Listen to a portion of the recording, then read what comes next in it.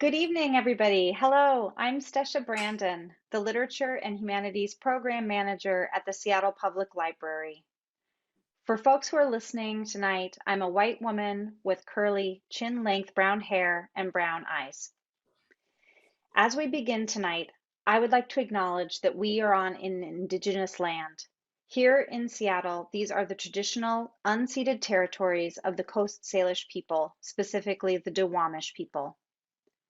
We honor their elders past and present and thank them for their stewardship of this land. Welcome to the A. Scott Bullitt Lecture in American History, presented in partnership with the Arc of King County and Elliott Bay Book Company. The A. Scott Bullitt Lecture in American History is made possible by a generous gift from the late Priscilla Bullitt Collins in honor of her father, A. Scott Bullitt. Tonight's event is supported by the Seattle Public Library Foundation. Private gifts to the foundation from thousands of donors help the library provide free programs and services that touch the lives of everyone in our community. We are also grateful to the Seattle Times for their generous promotional support for library programs. Before we get started, I have just a few announcements. Judy Heumann's books are available through our friends over at Elliott Bay Book Company. You can find Judy's books at their website, elliottbaybook.com, and I'll be dropping links to Judy's book in the chat throughout the course of the event. I also wanted to mention that we're interested in hearing from you. Toward the end of the program, I'll post a link to a program survey in the chat. We'd appreciate it if you took a minute after the event to fill that out. We'd love to hear what you think. Now I'm delighted to introduce tonight's speakers. Judy Heumann is a lifelong advocate for the rights of disabled people. She's been instrumental in the development and implementation of legislation such as Section 504, the Individuals with Education Act, the Americans with Disabilities Act, the Rehabilitation Act, and the UN Convention on the Rights of Persons with Disabilities. Her memoir, Being Human, an unrepentant memoir of a disability rights activist, co-authored by Kristen Joyner, was published in 2020. She's also featured in the Oscar-nominated documentary Crip Camp, A Disability Revolution, which was directed by James Lebrecht and Nicole Newnham. Judy produces a podcast called The Human Perspective, which features a variety of members from the disability community. Judy serves on a number of nonprofit boards, including the American Association of Peoples with Disabilities, the Disability Rights Education and Defense Fund, Humanity and Inclusion, Human Rights Watch, United States International Council on Disability, and Save the Children. She has 20 years of nonprofit experience working with various disability organizations, including being a founding member of the Berkeley Center for Independent Living. Prior to starting the Judith Heumann LLC, she served in the Clinton administration and the Obama administration. Judy will speak tonight with Jay Kim. Jay Kim is the Supervisor of Information and Referral at the Arc of King County. As a social worker who has a developmental disability, she believes these services are critical, including education, housing, and employment. Jay believes that social services are a basic need to which all people should have access. This is why she wanted to study social work, to advocate for people with disabilities and support them to lead successful lives. Jay wants to help them find their voice because they are the ones that face challenges and they know what they need to be successful.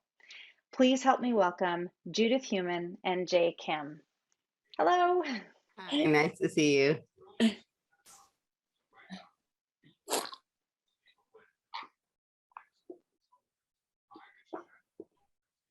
Hi, everyone. My name is Jay. I'm a supervisor of information and referral here, the Arc of King County. And it is my honor to introduce Judy Heumann, who is a disability rights activist. She is a lifelong civil rights advocate for people with disabilities. I'm really excited to learn more about Ms. Heumann and her book, Being Human, an unrepentant memoir of a disability rights activist. I'm going to ask her some questions to learn about her. Thank you for your time and willingness to tell us about yourself. Our first question is, please tell us about yourself. Where did you grow up? Where do you live now? What do you do for your career? Thank you very much, Jay. So for the audience, I'm also a 74-year-old white disabled woman who uses a motorized wheelchair. I had polio in 1949. My hair is brown with some highlights, shoulder length. I'm wearing a purple turtleneck, and we are in the foyer of my husband's and my apartment. I grew up in Brooklyn, New York. And I think, briefly, I've become an advocate over the course of my life, both because of the discrimination that I was facing as a disabled person and because of the discrimination that millions of other disabled people in the US and around the world were and are experiencing. And I'm a very strong networker.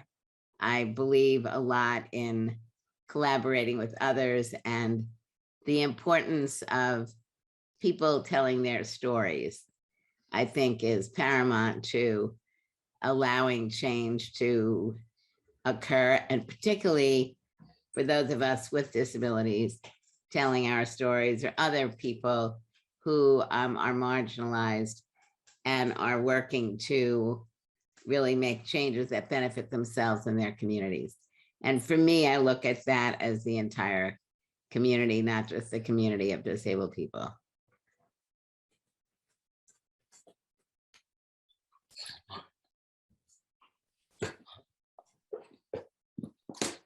Thank you so much. It sounds like you stay busy and continue your hard work. The next question is, in the beginning of your book, you have mentioned you couldn't cross a street without support to go to your friend's house. And I know it's gotten better nowadays. However, how did this shape your thinking as a kid? Well, it's a great question. So let me say a couple things. As you noted, getting across the street was something that I couldn't do when I was younger for a couple of reasons. One is there were no motorized wheelchairs at that time, and I wasn't strong enough to push myself across the street. And then there weren't curb cuts, although there were driveways. And the neighborhood that we lived in, was a middle-class neighborhood where all of the houses had steps. So what's different today is there are curb cuts in that neighborhood, but the houses are still not accessible.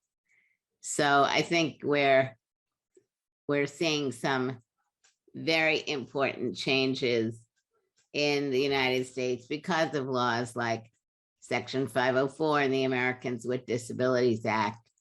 But we still don't see the level of changes that we need, for example, in the built environment, because we're still building homes with steps and not providing money to renovate existing housing, which in many cases means that people who didn't have a disability and are getting older and may have difficulty ambulating stairs may mean that they have to look to live other places.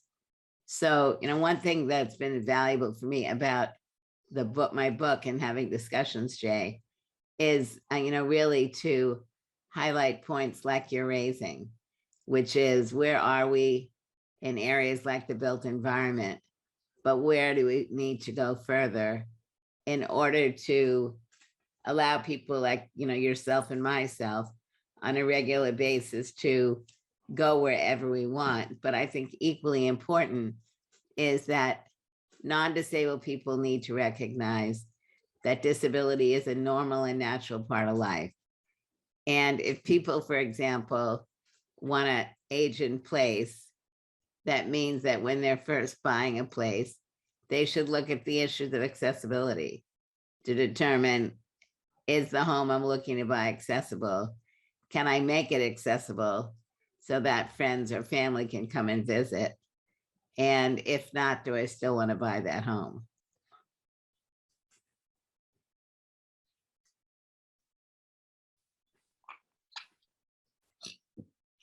Grace, it was interesting to listen about this because it's gotten better nowadays, but it still needs improvement. And it also affected my thinking as a kid. Our next question is, how did you catch up with your peers at high school? You expressed in the book that you weren't asked to a lot academically in Health 21 conversation class, but your expectations seemed to be changed when you got to high school. So you asked how I caught up. Was that one of the questions? Yeah. I mean, I think in some ways I never caught up. There's certain fundamentals that I think are important for kids to learn. And if they don't learn it when everybody else is learning, some kids may be able to pick it up. But I still think that, my ability to really, from an English language perspective, pick out things like nouns and pronouns and predicates. And I never really learned that. And when I went to high school, there was this presumption that you'd already learned it. So that's a true confession about an area that I don't think I've ever picked up on. But I think it is really very important that today, many more children with disabilities are in regular schools, in regular classrooms. I was in a regular school, but I was not in classes for non-disabled children. And so what I was learning was not the same as what children in the school were learning who didn't have disabilities. And really, there was no accountability. Nobody was looking at what are the kids in Health Conservation 21 learning, and how does it compare to what children in these other classes are learning. And that's another area that I think over the last number of decades has become more important, where where laws like the Individuals with Disabilities Education Act and Section 504 and the Americans with Disabilities Act really are looking not just at physical access, but what are children being taught? Are we being given same opportunities as others? And it's been getting better, but I think we still see that the dropout rate of kids is higher than for non-disabled children. Too many children are not graduating with a regular high school diploma. And the unemployment rate for disabled people is still way higher than it is for non-disabled people. And then if you couple it with disability and certain disabilities and race, you'll see that the outcomes are even poorer.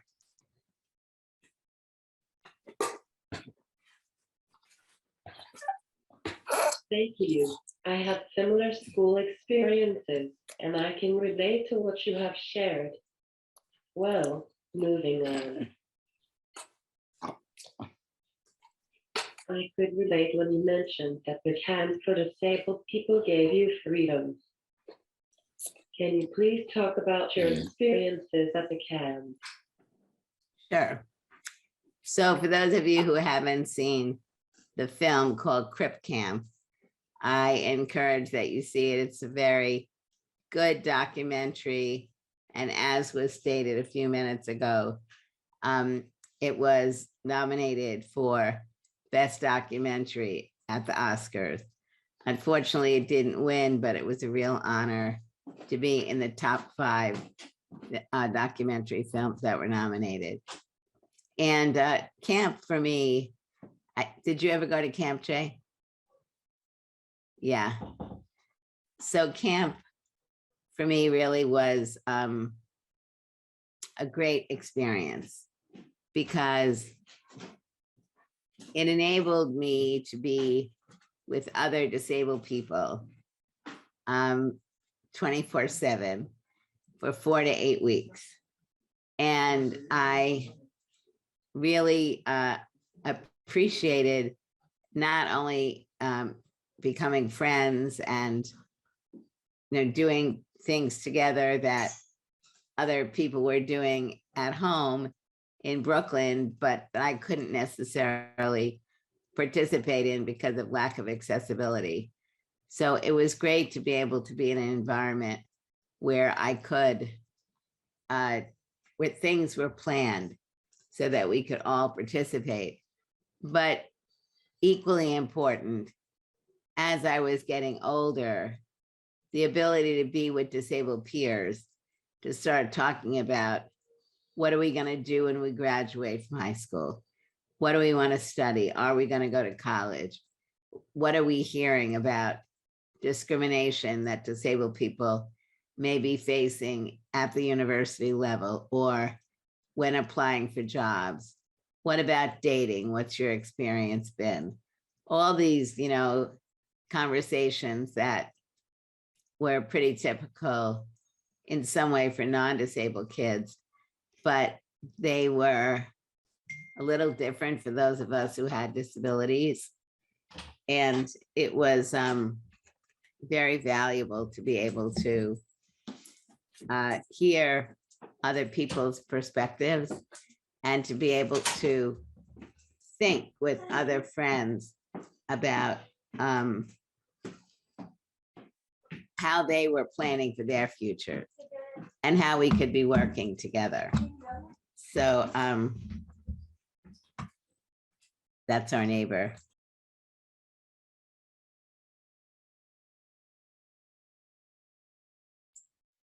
I'm back. Welcome to the land of COVID.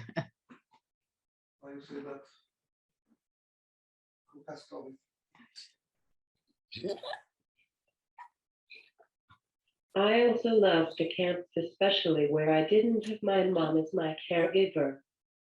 Okay, to the next question. I know that you wanted to stand up against discrimination and not let it go unchallenged, but I bet it was difficult as a woman to accomplish your goals. Did you ever want to give up on advocating for changes?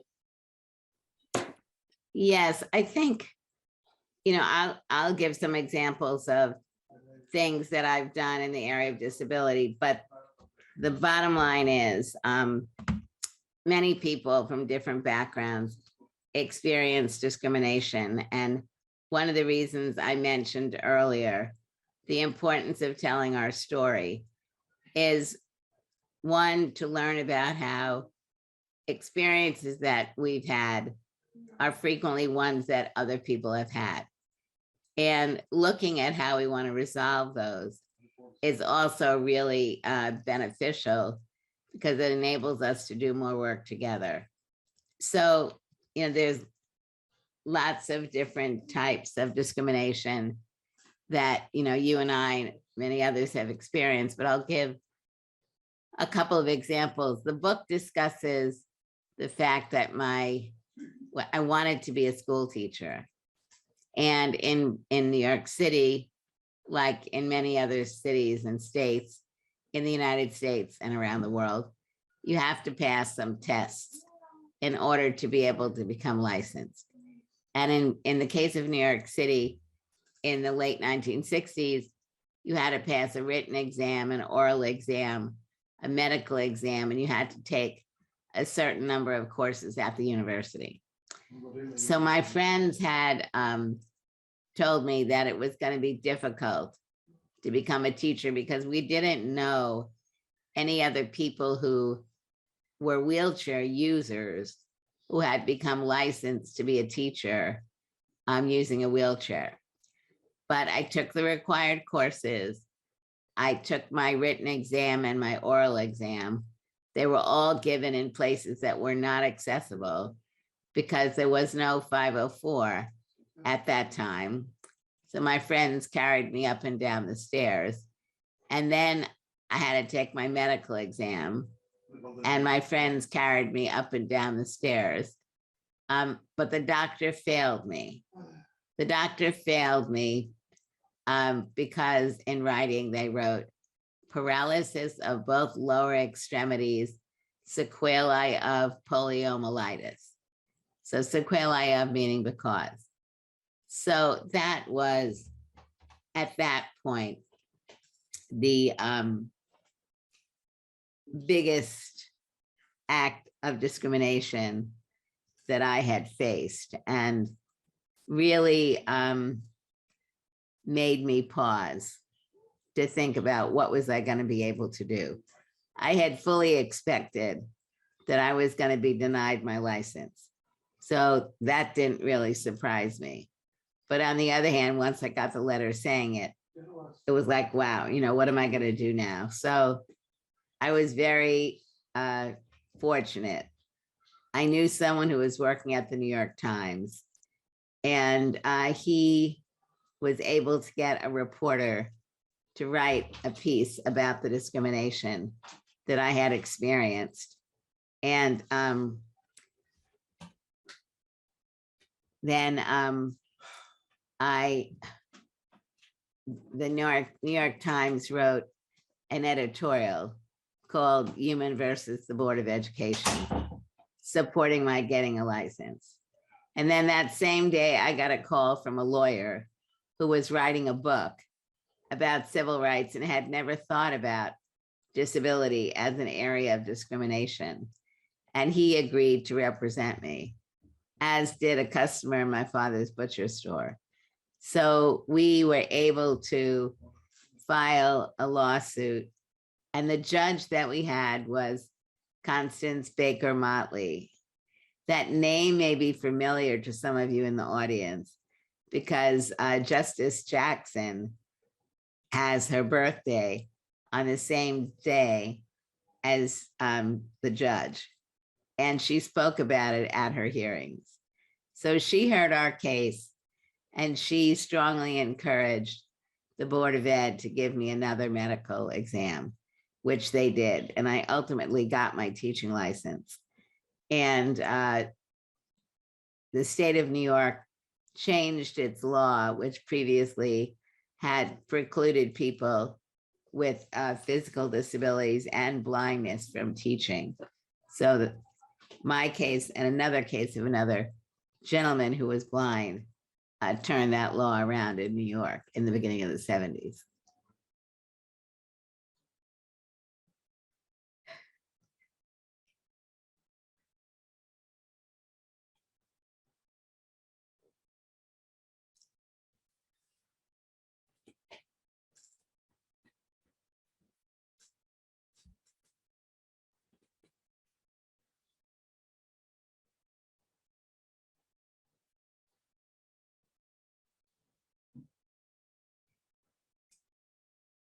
You're muted, Jay. So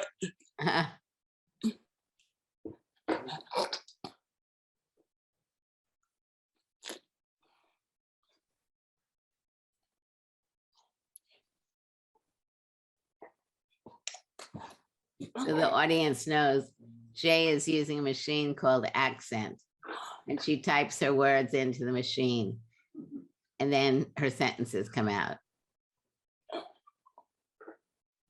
I appreciate you advocating for changes, knowing that it was not easy. All right, next question. What was your biggest challenge during the Section 504 sit-in that happened for about 28 days? And do you have a favorite memory of the sit-in? Good questions. So again, for those of you who maybe haven't seen Crip Camp or haven't read the book, there is a provision in law called Section 504. And it was signed into law in 1973. And the law says that if an entity gets money from the federal government, it may not discriminate against someone with a disability. And you may know that many, many laws in the United States, after their have regulations that are developed. And the regulations are very, can take a long time. And in the case of Section 504, it was a very important piece of legislation, is a very important piece of legislation, but it was a law that had only 42 words in it. So it hadn't defined who is a person with a disability, what is discrimination, what is the remedy. So there were a number of years that it took to write these regulations. And we were unable to get the regulations signed. And that's really what the 504 demonstrations were all about. Getting the Nixon-Ford administration had been the administration that had developed the regulations, but they refused to sign them. And when President Carter was elected, he had committed to implementing the regulations. And then they weren't getting signed. And so that's what the demonstrations were about. There was a group called the American Coalition of Citizens with Disabilities that had been created in 1975. It was a cross-disability group, and one of its purposes was to have a louder voice in Washington, D.C. from the disability community itself, and then to also work on development and implementation of legislation such as Section 504. So ACCD called a demonstration for the beginning of April. And I had moved from Brooklyn to the Bay Area. I was living in Berkeley. And we organized demonstrations in support of the national activities. And ultimately, there were 150 disabled people who stayed in the federal building in San Francisco, a total of about 28 days. And the challenge, I think, of course, there were many, but I would say one of the big challenges was keeping people engaged, keeping people who were able to stay and continue the protest, believing that they made a difference as an individual and collectively. And I think we were very successful at that because some people had to leave for many different reasons, but it was a very strong group of people who were very committed. And in the end, the regulations were signed exactly the way we wanted them to. So I think it made people around the country feel very empowered.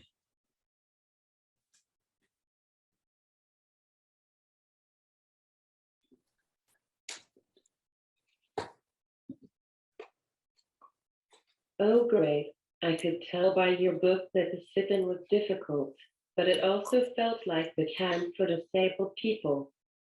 Thank you. When you worked on national and international conversations promoting the rights of the disabled community, you visited many places and countries. In your opinion, how is our country doing in terms of accessibility compared to other places? So I guess, we can look at accessibility in many different ways. So if we look at it from the built environment, I would say we're pretty ahead of most countries. Although the good news is, because of the Convention on the Rights of Persons with Disabilities, many countries are doing some good work in the area of new construction and renovations. European countries and others. Some mixtures in good or bad, and I think still in some of the poorer countries, they're not doing as good a job. I would say not because of the money, but because the disability communities are growing with their influence. And ultimately, we know that building new basically does not cost more money. It's the renovations if we don't build new. So in the area of technology, many countries are still having problems, including the US. We're not adhering to rules and developing as much as we should, but things are definitely, there's more focused attention on it. The built environment, I would say, including transportation, is better than most countries.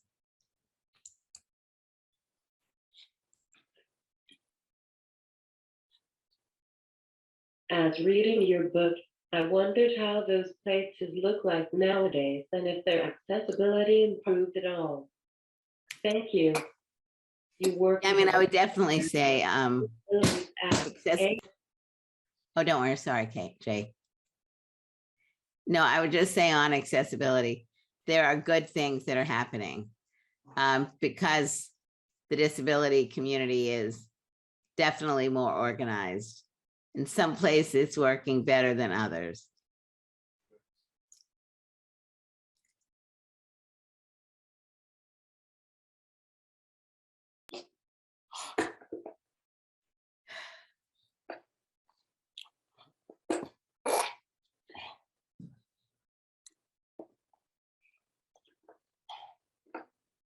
You work hard on the Americans with Disabilities Act. ADA in our community has become accessible because of it. How do you think the Americans with Disabilities Act also changed people's perspectives on disability?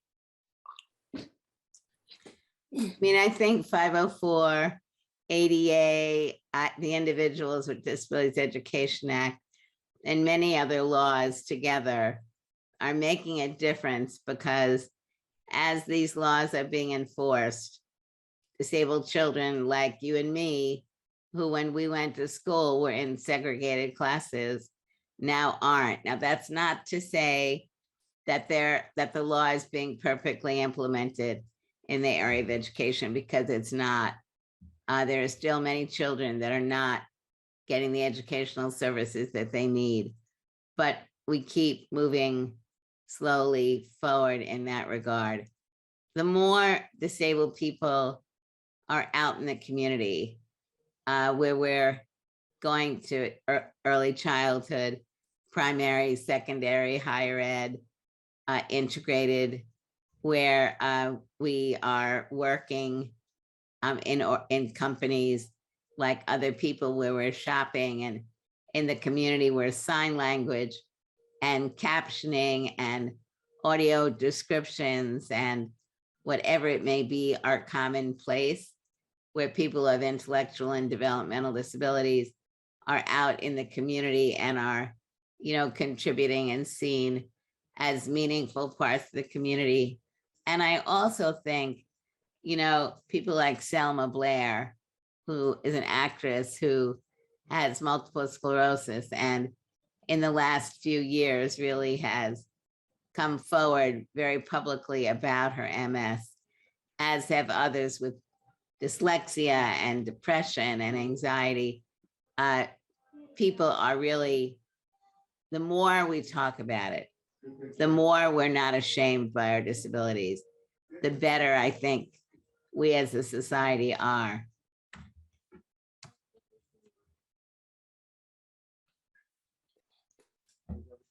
Yeah, it still needs to be improved not only on technical issues, but also on people's perspectives about disability. Okay, to the next question. You have said that we need to fight for changes. What does advocacy mean to you? And what advice do you have for future disabled activists? Could you say one more time? What does advocacy mean to me, and what?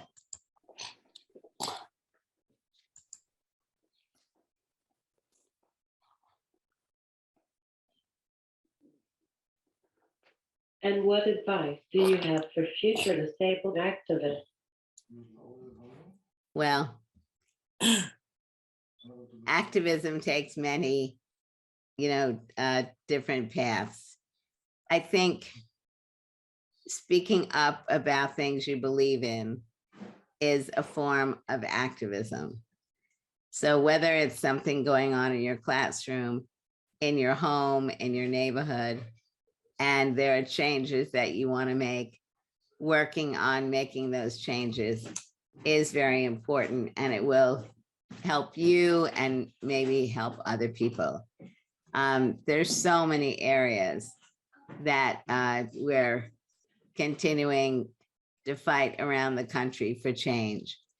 It can be being a mentor to a younger disabled person or someone who acquires a disability when they're an adult, helping them just feel comfortable in their new skin, helping them learn about different technologies, talking with them about what they're feeling and what their goals and aspirations are, working on city council committees, working on committees in your school or where you're working, or if you're religious, then are participating in religious institutions. Encourage them, if they don't really have it, to get a committee on disability to look at what is happening, what's working, what's not working. Advocate for, it could be anything. You go into a grocery store and the aisle is too narrow.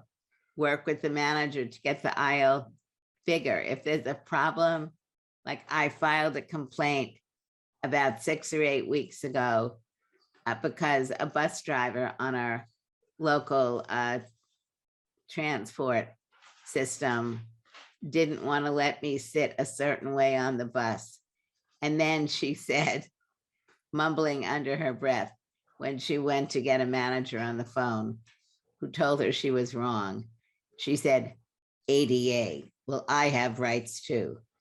And so I wrote her up, and I got a call the other day that they investigated.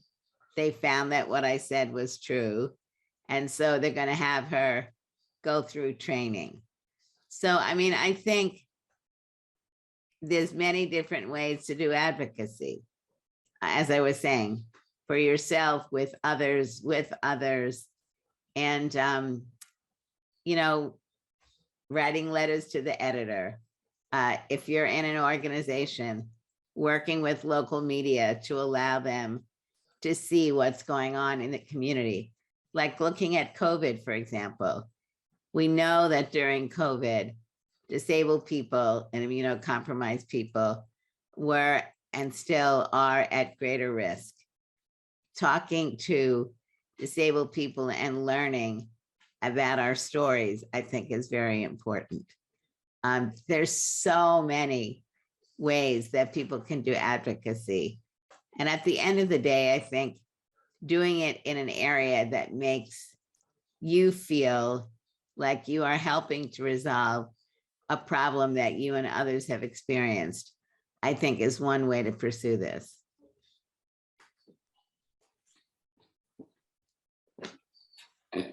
Thank you for your answers, and it is very helpful.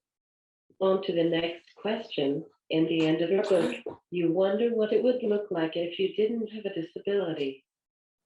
How would your life be different if you weren't disabled?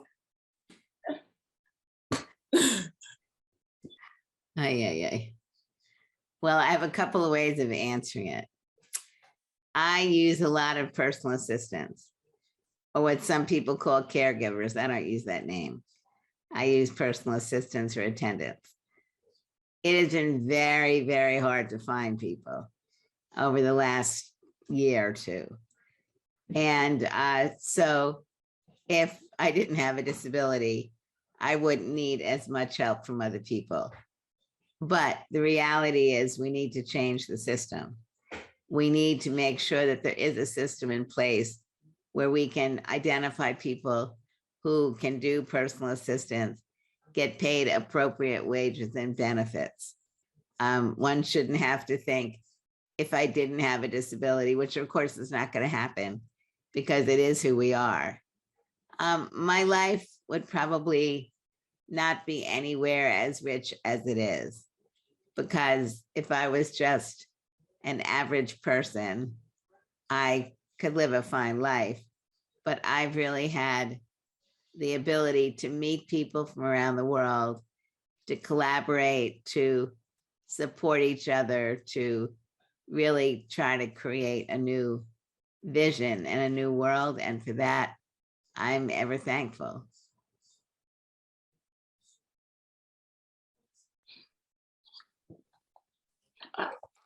Great. I also wonder about this for myself, and it is not easy to imagine it. Okay, is there anything else you want to share about yourself or your book? I also have a young adult version called Rolling Warrior. And it's a book for kids 10 and older. And then there's the adult version, Being Human.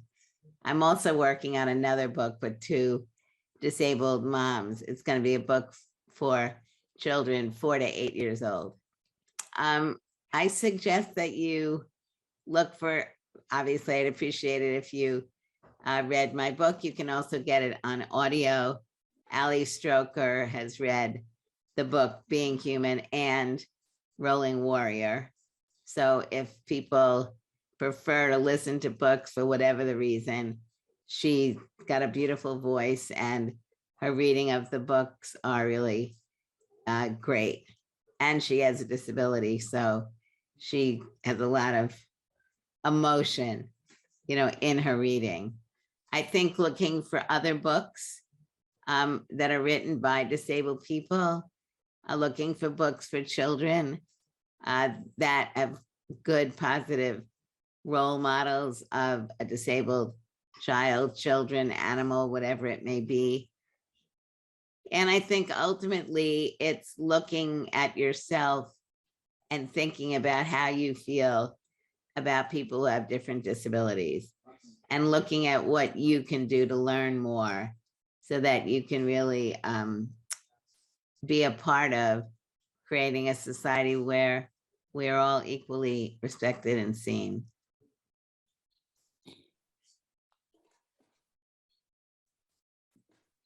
Great to listen to your story. Thank you again for your time and willingness to be here today. Your stories were so valuable to listen to. Thank you, Jay.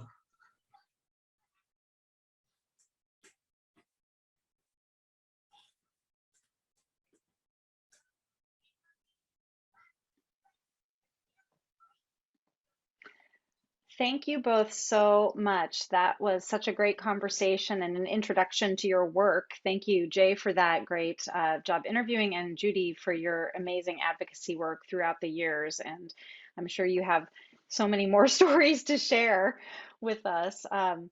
As I mentioned earlier, Judy's books are available through our friends over at Elliott Bay Book Company. You can find her books at their website, elliottbaybook.com. And of course, you can also find her books at the library. Our website is spl.org.